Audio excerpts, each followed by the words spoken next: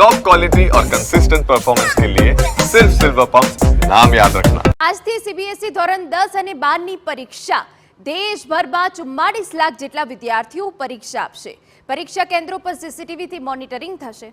અમદાવાદમાં 21 કેન્દ્ર પર 14,281 વિદ્યાર્થી પરીક્ષા આપશે।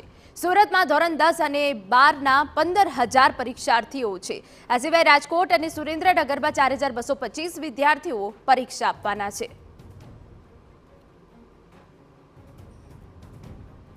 તો આજથી સીબીએસઈ ધોરણ 10 અને 12ની બોર્ડની પરીક્ષા શરૂ થવાની છે, જેમાં 44 લાખ જેટલા વિદ્યાર્થીઓ વિવિધ 204 જેટલા વિષયોમાં પરીક્ષા આપશે। દેશભરમાં પરીક્ષામાં કોઈ પ્રકારની ગેરરીતિ ન ઊભી થાય તેને લઈને સીબીએસઈ દ્વારા નવી સીસીટીવી પોલિસી અપનાવવામાં આવી છે। સીબીએસઈ પરીક્ષા કેન્દ્ર પર 240 વિદ્યાર્થીઓ અથવા 10 ક્લાસરૂમ વચ્ચે સીસીટીવી મોનિટરિંગ ઓફિસર મૂકવામાં આવ્યા છે, જેમના દ્વારા વિદ્યાર્થીઓ પર નજર રાખવામાં આવશે। આ સીસીટીવી રેકોર્ડિંગને આશરે 2 મહિના સુધી રાખવામાં આવશે। રાજકોટ અને સુરેન્દ્રનગરમાં 48 કેન્દ્ર પર ધોરણ 10ના 2,602 અને ધોરણ 12ના 1,623 વિદ્યાર્થીઓ પરીક્ષા આપવાના છે।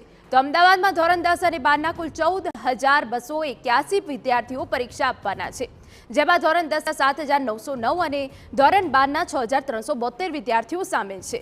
અમદાવાદના 21 પરીક્ષા કેન્દ્રો પર પરીક્ષા યોજાવાની છે।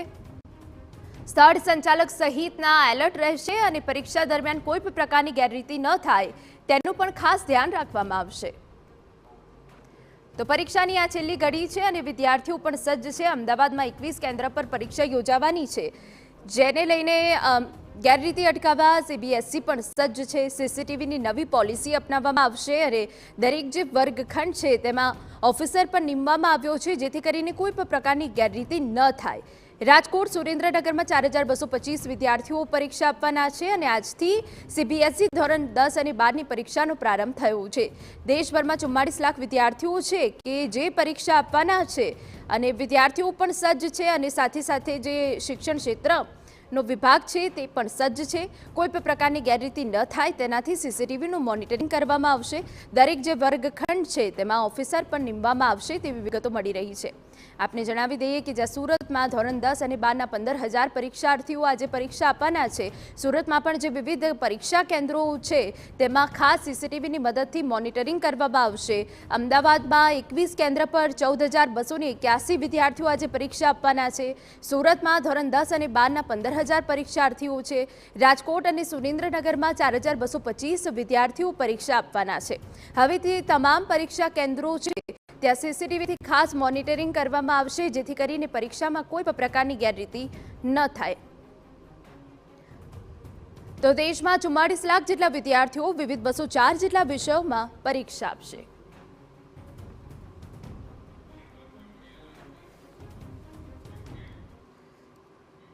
તો આખરે અમદાવાદમાં કઈ પ્રકારની વ્યવસ્થા કરવામાં આવી છે, અમદાવાદના કેન્દ્રો પર કઈ રીતની વ્યવસ્થા છે, અમારા સંવાદદાતા હરીન માત્રાબાડિયા વધુ વિગતે વાત કરવા જોડાયા છે। હરીન, પરીક્ષામાં કોઈ પ્રકારની ગેરરીતિ ન થાય તેને લઈને કેન્દ્ર ઉપર કઈ પ્રકારની સલામતી અને ખાસ ધ્યાન રાખવામાં આવી રહ્યું છે?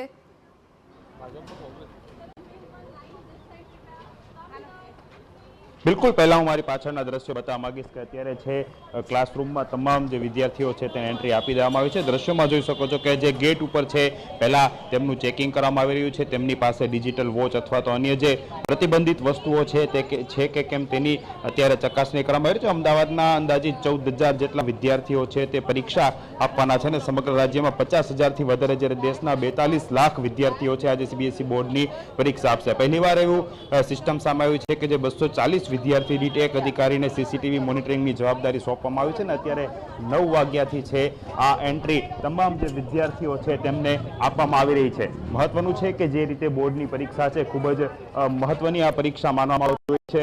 હું દ્રશ્યો આ ફરીથી બતાવવા માંગીશ કે અહીં જે છે તે ચેકિંગ કરવામાં આવશે અને ત્યારબાદ તેમની એન્ટ્રી છે તે અહીંથી આપવામાં આવે છે। અલગ અલગ જે રીતે વિદ્યાર્થીની અને વિદ્યાર્થી બંને છે તેમની એન્ટ્રી આપવામાં આવે છે। વિદ્યાર્થીને શરૂઆત કરશું, શું કહેશો, કેવી તૈયારી અને આજ પહેલું પેપર છે?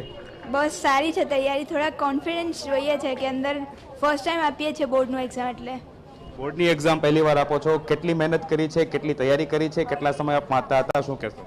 મહેનત તો ફૂલ કરી છે અને તૈયારી બધી ફૂલ જ છે અને વાંચ્યું છે ઇંગ્લિશમાં જેટલી જરૂર હતી એટલી, બસ ખાલી થોડો કોન્ફિડન્સ ઓછો છે। જે રીતના વિદ્યાર્થીઓ છે તેમને અત્યારે એન્ટ્રી છે તે આપવામાં આવી રહી છે, હું બતાવવા માંગીશ અન્ય જે તમામ વિદ્યાર્થીઓ છે તેમને પણ જે રીતના પહેલા ચેકિંગ કરવાનું હોય છે, ત્યારબાદ જે છે તેમને એન્ટ્રી આપશે, તેમની રિસિપ્ટ જોવામાં આવતી હોય છે. વાલીઓ પણ છે તે બહાર વિદ્યાર્થીઓને મૂકવા માટે આવતા હોય છે અને અહીં તે જ પ્રમાણે અલગ અલગ જે કેન્દ્રો છે કે ત્યાં પરીક્ષા કેન્દ્રો ઉપર વિદ્યાર્થીઓ છે તેમને શું કહેશો ભાઈ, આજે પહેલું પેપર છે, કેવી તૈયારી, કેટલો કોન્ફિડન્સ? બહુ જ 100%. કેવું જશે પેપર? કેટલી બહુ જ આખી રાત બેસીને ભણ્યું છે. આખી રાત ભણ્યું છે. બિલકુલ. અન્ય વિદ્યાર્થી આપણી સાથે છે, ભાઈ શું કહેશો, આજે પહેલું પેપર છે, કેવી તૈયારી કરી છે, શું કહેશો? તૈયારી તો જોરદાર છે.